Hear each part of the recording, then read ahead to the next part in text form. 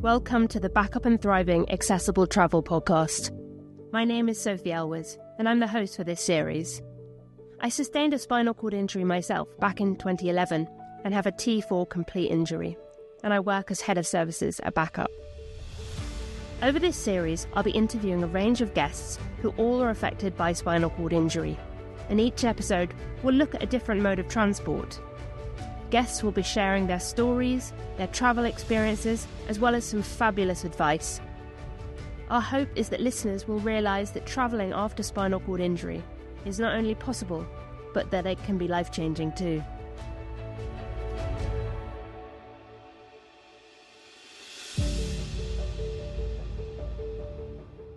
George, thank you so much for coming on the Backup podcast. How are you doing? I'm very well. Thank you very much for having me. It's a lot of fun. Awesome. Looking forward to this. So first of all, for those who don't know who you are, would you introduce yourself and tell us about your journey, really how you got here, how you got to Backup? So I'm George Robinson. I'm an actor. I'm going to sound like Troy McClure here, but you might remember me from such programs as Sex Education and where I play Isaac and all of that fun stuff. And I sustained my injury just over 9 years ago now on a rugby trip in South Africa. I basically dove into a bloke whilst he was trying to tackle me, and my technique was never very good. So knackered my neck, and then went through various hospitals, some of which in South Africa, and then I globe-trotted back from Cape Town to Cambridge and then on to Sheffield. And where the Backup trust came in, I was visited by your colleague Andy Masters whilst I was in Addenbrooke's in Cambridge, and he was actually quite a similar level of injury to me. And I just remember him coming in and being this really nice bundle of energy and just saying, listen, mate, it does get better, because he sustained his injury from rugby as well. So I think there was a little bit of a connection there. So the Backup trust means a lot to me. And since then, I went on a few courses. About 3 or 4 months after I got out of hospital, I went on one of the Leeds Backup courses. Yeah, moving forwards course, I think. It's the one for 18 to 25-year-olds. That was me. Yeah. I was there, had a great time. Just got out into the world and was just shown that there's still loads of fulfilling stuff that you can do with your life. And I think particularly having just come out of hospital, that was really helpful for me. So I'm very grateful for them. Sounds quite early to go and do a course, I think for some people it takes a bit of time to get to that point. I had a free week, so I thought, might as well. A gap in my calendar. Yeah, exactly. And but I think it was I think I just needed that at that time, just to properly see a world outside of routines and all that stuff, and just meet other people who've gone through similar experiences as well. I think that was a really important part. I'm just getting out there. Great to have that sort of perspective, I think. I think a lot of people push back from wanting to engage in those early stages. I think even though people go through similar things to arrive in a chair, let's say, it's all your own personal journey, and sometimes you're able to reach out a little bit earlier on, or maybe not. I was in hospital for 10 months, but if you're in and out within 3 months or whatever, then I don't know, maybe that sort of comes into it a little bit. That makes sense. And how old were you when you had your injury? So I was 17. So late. So my birthday's in September, and I was injured in the July. So eventually, I had my 18th birthday in hospital. Oh, my word! I know, it was wild. It was a really wild one, messy. And the fun thing is the nurses blew up lots of the blue nitrile gloves and used those as balloons. Oh my god! Over my door. The word bleak comes to mind. I'm not gonna lie.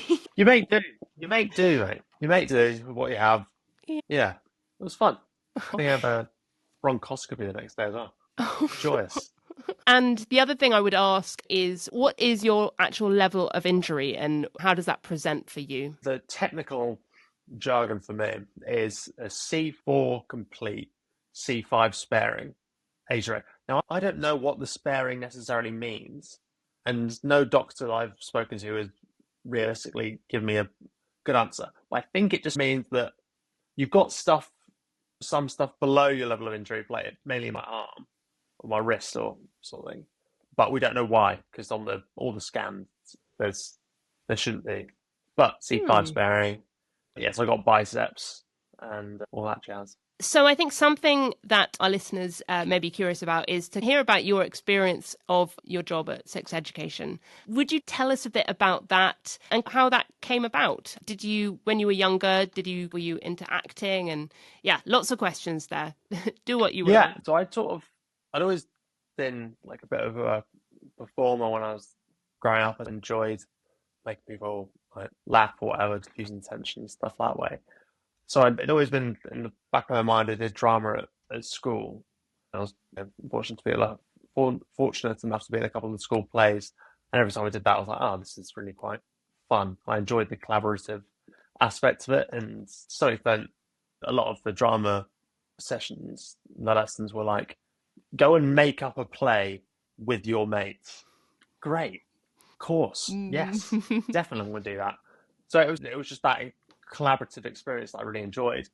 And then when you keep doing that and keep building on that, you realize this might be something that I want to do in my life. Then obviously I had my injury at 17. I was like, oh, am I still going to be able to do that? And the answer was, of course, yes. Because I sat down a little bit more didn't mean I wasn't going to be able to or pursue what I wanted to do. And then started doing a screen acting course, and through that got an agent. Very very fortunate with a company called Visable, run by a lady called Louise Dyson, who's brilliant.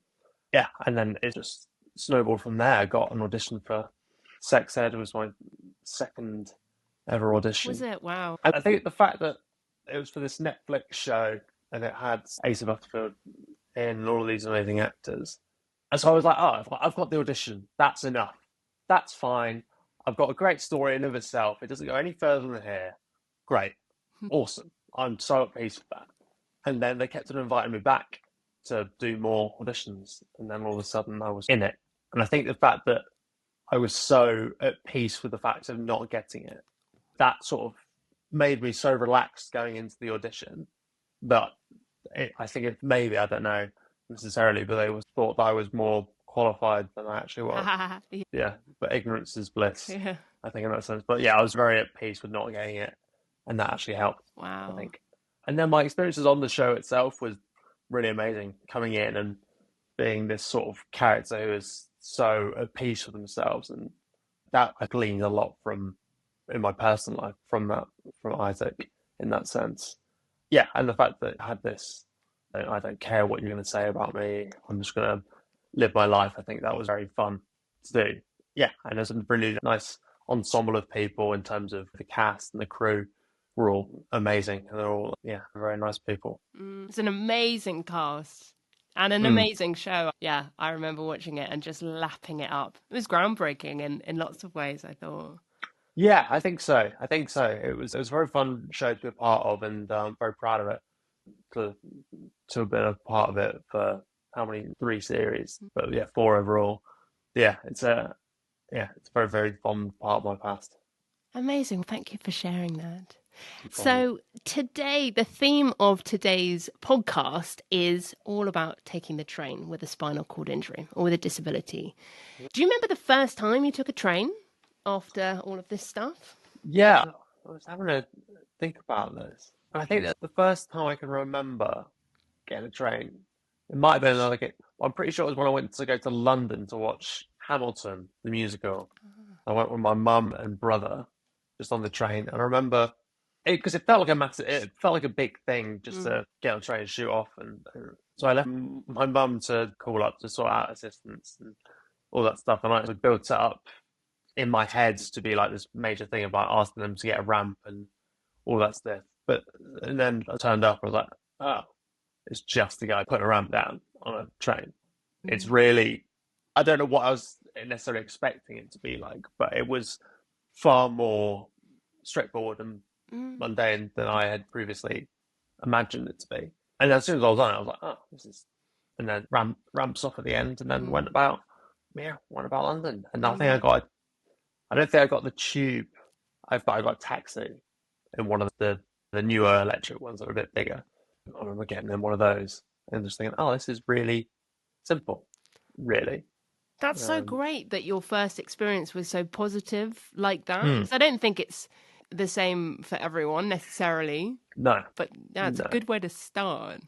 Yeah, I think, yeah, like you say, I was quite lucky, and I've since come to know the people who work at the station, and that actually helps. Just so if anything does go slightly awry or whatever, you've got a personal relationship there at the station to be like, hi, hey mate, can you give me a hand or whatever? And the vast majority of people I've come across are very willing to help. It's helpful. Yeah, that's good. So it sounds like you get the train more now. It's not. Do you get the train now these days? I do, yeah. Which I mean, like, the main train that I get is like one of those big Azuma ones, straight to London. Which, yeah, the sort of the largest train. I am yet to really. I think I've done it like once or twice. We got the more like local trains because it's all well and good when you go from like King's Cross when they've got loads and loads of staff there, but it's a little bit more challenging when you go to the more local train station. Sometimes that can be a little bit strange because you're not really sure who's going to be there when you arrive, if anyone.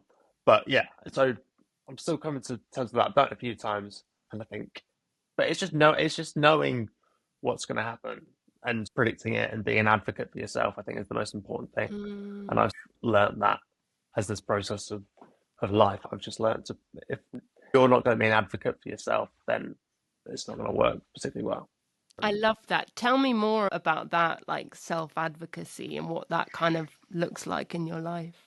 Yeah, I think fundamentally, no one knows you better than you do. No one knows your needs better than you do. And maybe it's just the typical British thing of like self-deprecating and not and be like, oh, I'm sorry, but like I don't really get in the way or whatever. No, no, you're allowed to be there. You're totally valid to have all of these needs and accommodations. It's their job to facilitate those accommodations. So don't feel bad about asking for them.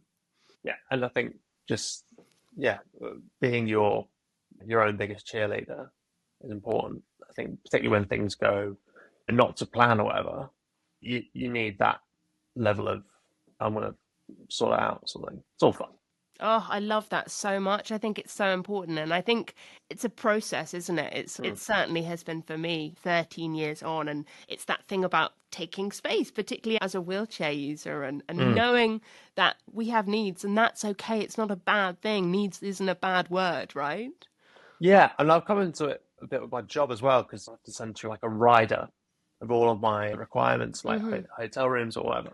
And I initially when I was putting together that now, how comfortable I feel like asking for all of these things, and then then reread the rider that I was sending out. I was like, oh no, I'm asking for a ramp to the set. It's not. I'm not Mariah Carey asking for 50 humidifier or anything. I'm totally within my rights. Yeah. And I'm not. Yeah, I'm not saying it on a just flippantly. It's like, oh, I do need this for work. Yeah. That's a really interesting example. Speaking of work, was sex education filmed in Wales or some of it filmed Yeah. there? Am I right in saying Yeah. that? So Wales, so Cardiff and Newport, and then a bit in like Monmouthshire. Oh, Yeah, really beautiful part of the world. Really, really beautiful. And yeah, it doesn't tend to be like incredibly sunny all the time, but when it was, it looks amazing. oh. And thankfully, particularly in the first two series, it was particularly beautiful there. Yeah, it's great And there. how did you get there? So most of the time I drove there. It's about 3.5 hours, which is a bit of a trek, but it's all fine. I did a few times get the train there though. It was like, I think it was like two-hour trains. I'd get the train from home to Birmingham and then Birmingham down to Cardiff, which is it's a bit longer. Yeah, it was really quite easy. Making that judgment, isn't it, about actually having a car there? If you have access to one, is that going to be useful or, yeah. Yeah, and I had to usually I just drove there just simply because I had like quite a few bits and bobs of a bit of equipment with me. They're a bit more challenging to take on a train. For Yeah, sure. yeah. A question for you. Have you used the train abroad, George? I have. I used the Eurostar. I don't know if it count as a. Well, Goes into to yeah, it wherever goes you into went to, part of doesn't it's in it? France.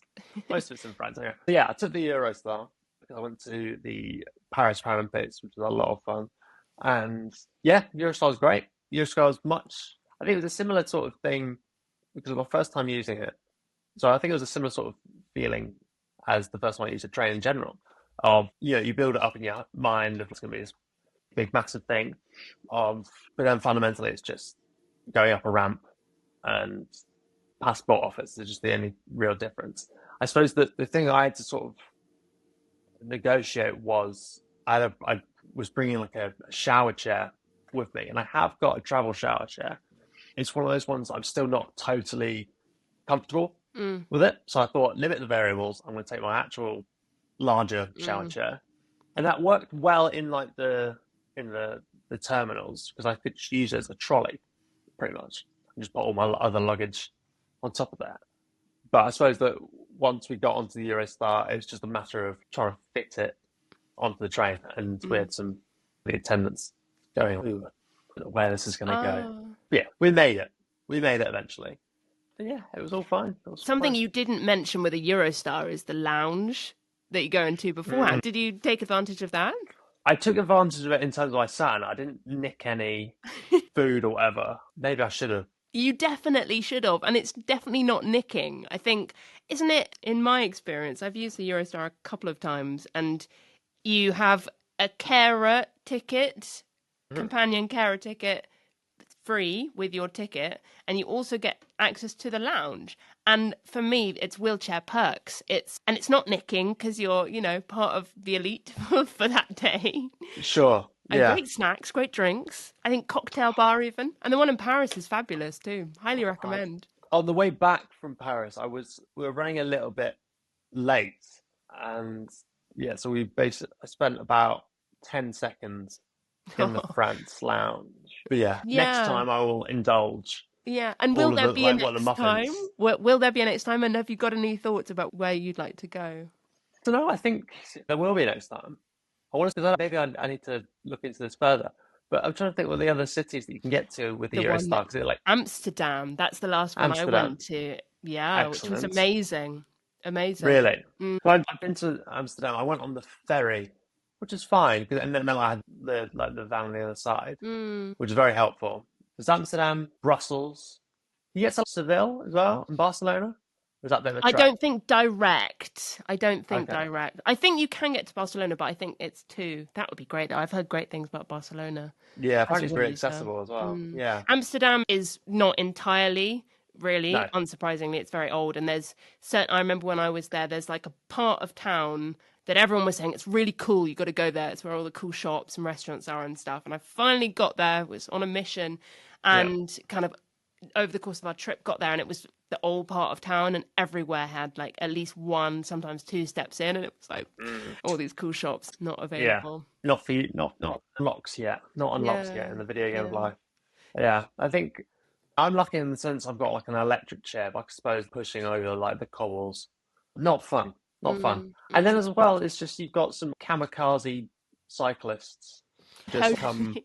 careering through. Yeah, really, so Yeah. true. It's Yeah. them obviously they're entitled to be there, but it's the fact that from my experience, they don't even consider the idea of ever stopping, which yeah, that is it's essentially a road for them. But yeah, they come really flying through, and they've always got those like big front loaded basket things on the front, like there's almost a big suitcase.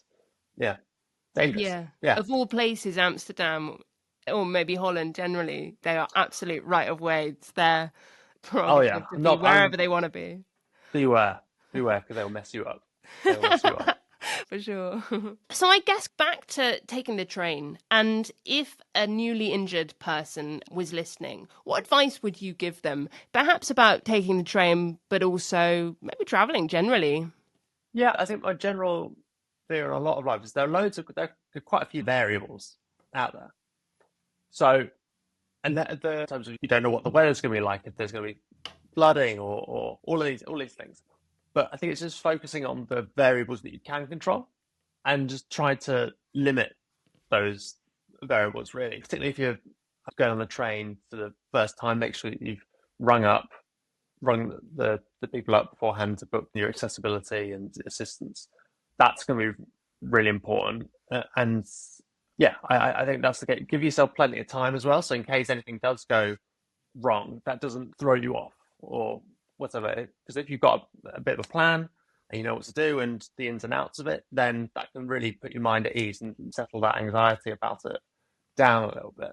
Then, yeah, I think particularly for like London and stuff, it's really good to have the Tube app.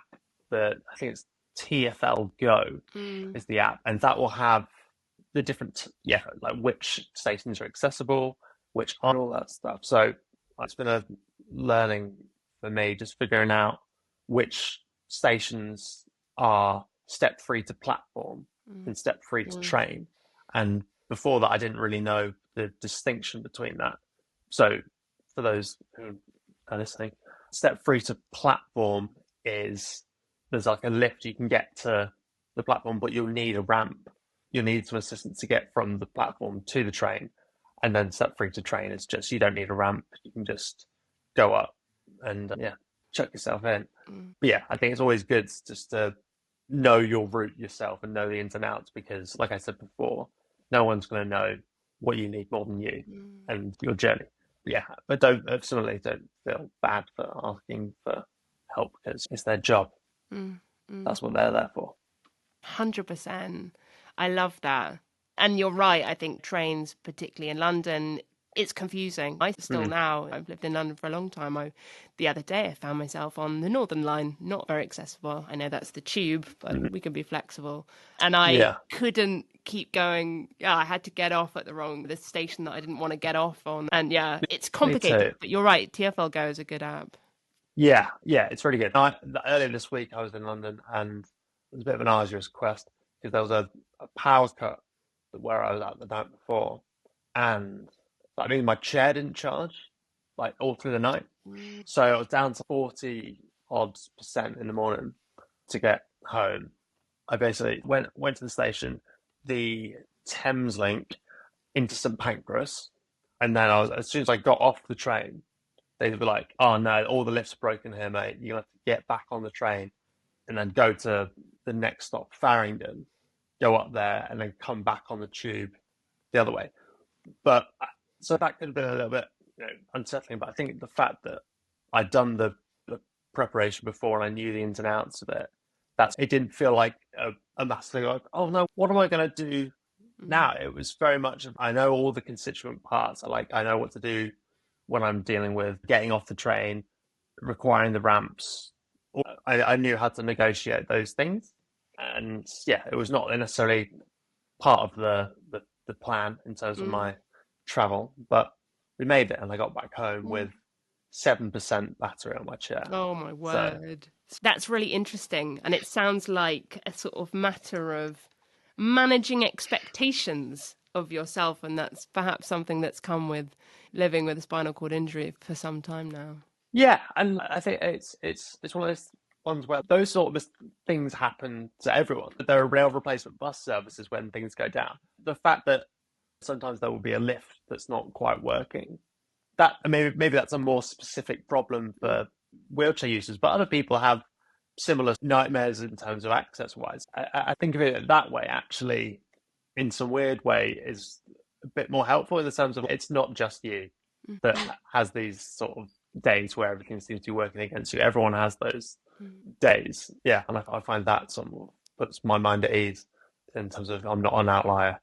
There's always going to be challenges, and there's always going to be things, and don't it's not all woe is me. Yeah, totally. You'll find it, because I find that sort of, I don't find it particularly helpful to indulge that thing, because you've got to be pragmatic. I think that a lot of people with spinal cord injuries just have learned to be pragmatic, and this is, like I said, it wasn't part of the plan, but I've got to live my life. I've got to get there. So get on with it. I think that's so fab, and I think it'll be really reassuring, particularly for perhaps more newly injured people, to hear that sort of perspective. I assume my question was going to be, Where do you think that's come from, that attitude, that approach, that mentality? I don't know, really. I just don't see the alternative. I don't really see. I'm not going to just give up in the middle of a train station. I've got to get home so I can moan about Yeah. it once I've finished the journey, sort of thing. Yeah, but I think you just there's a nice little puzzle of life, let's say, and it's one of those ones where you're just going to have to solve the puzzle.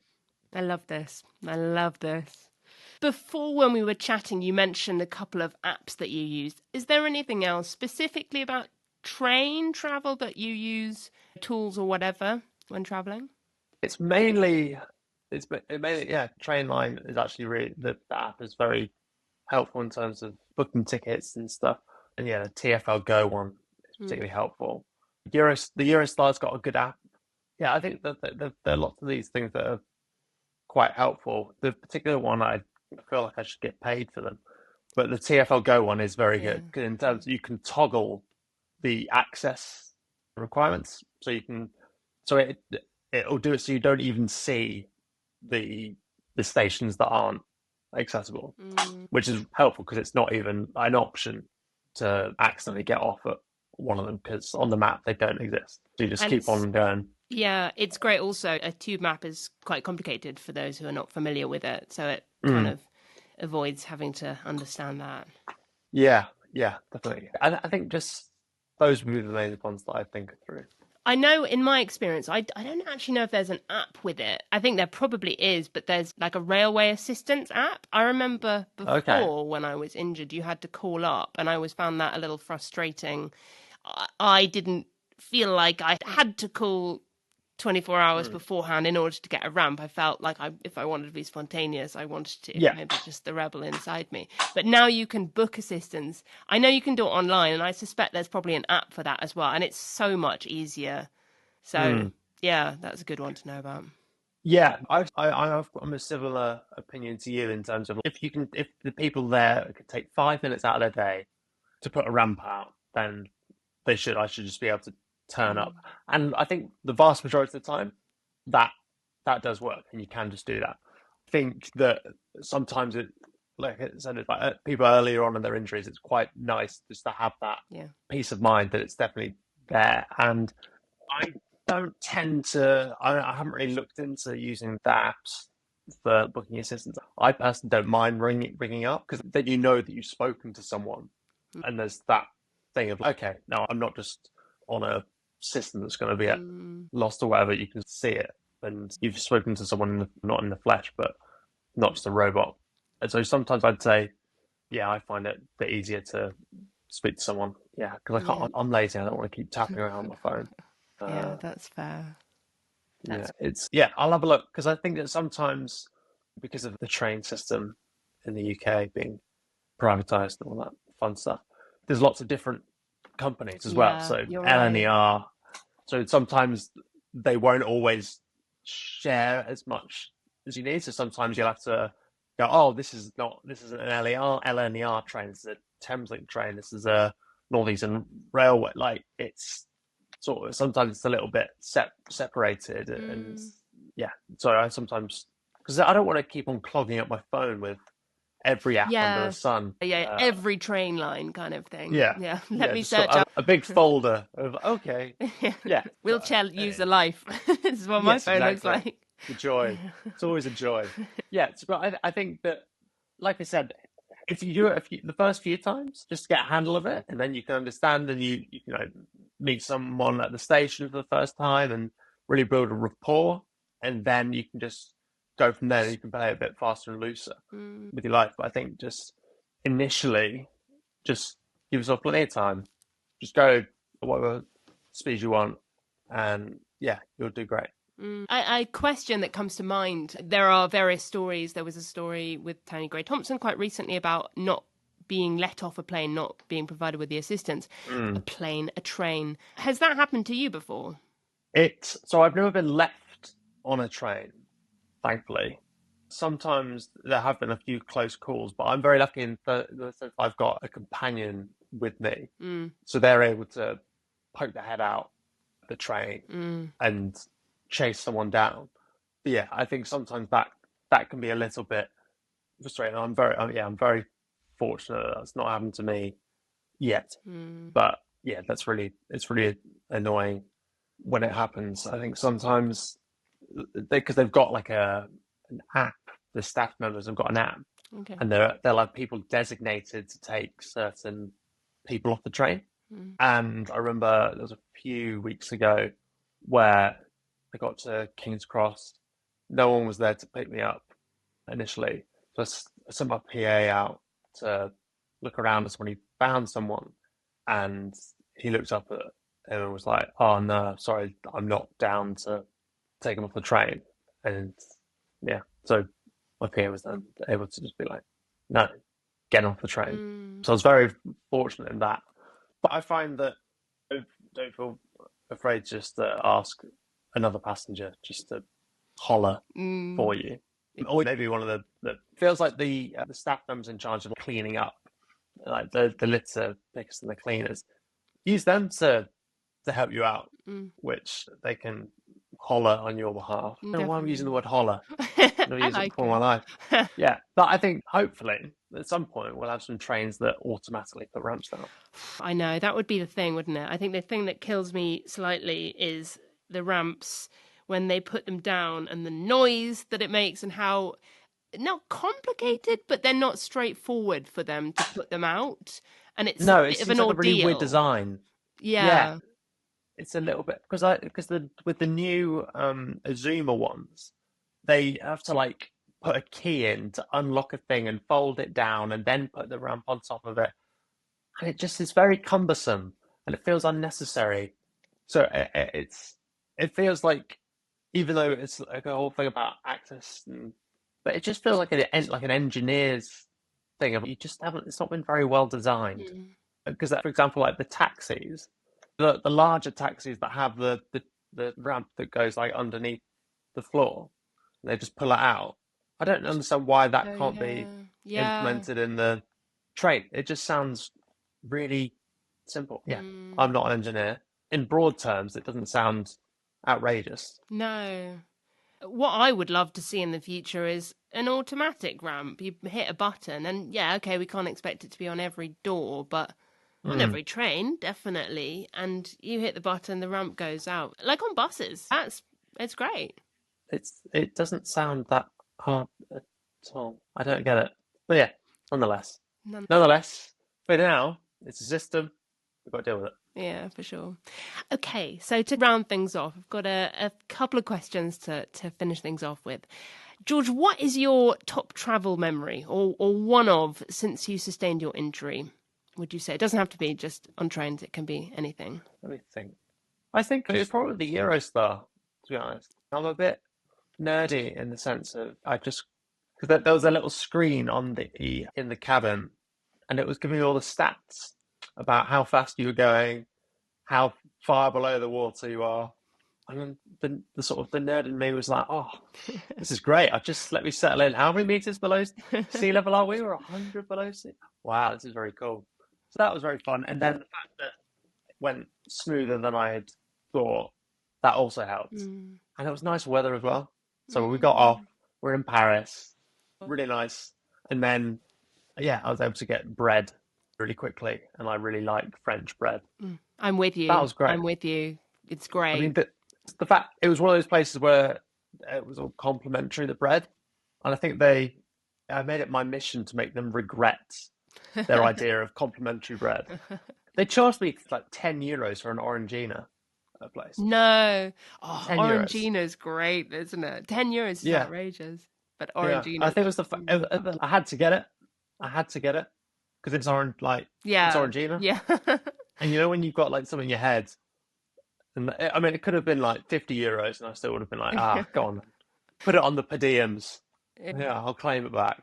Outrageous. But yeah, what would you say your favourite Travel train memory. travel Or story is? train travel story. I think I'd be with you with a Hmm. Eurostar for sure. If we were talking about trains, definitely. It's so exciting and yeah, Yeah, it's a smooth process. And I think there's definitely, as a wheelchair user, there's certainly perks, and that comes through when traveling, skipping yeah, queues, going to the lounge, getting all the free snacks and drinks and filling your bag with them, and you're not stealing, you're literally just taking what's on you're offer, just indulging. just having some for your meal later. Yeah, Yeah. I love the Eurostar. I would like to go to some more places now. I look forward to, you've done your first Eurostar trip post-injury. I look forward to hearing about your next one.